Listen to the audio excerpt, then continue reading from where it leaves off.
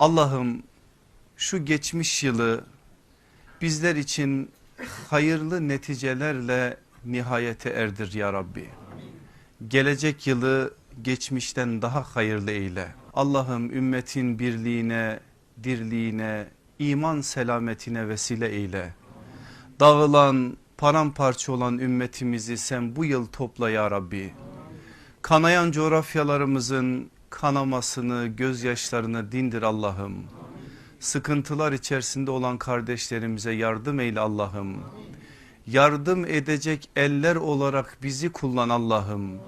Rahmetini ulaştırırken bizi vesileler olarak kullan Allah'ım. Sen nerede Müslümanların sıkıntıları varsa o sıkıntıların acısını, o sıkıntıların sıkıntısını, derdini yüreğinde hissedenlerden et bizi ya Rabbi.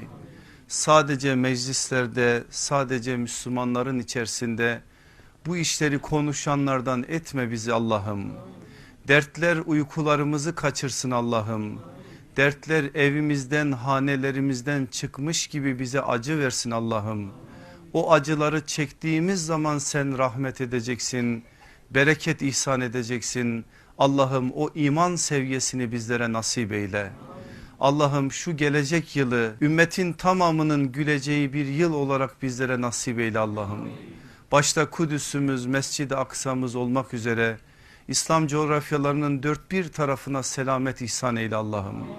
İmandan mahrum olan yüreklere imanı taşıma adına bu yılı bizim için bereketlendir Allah'ım.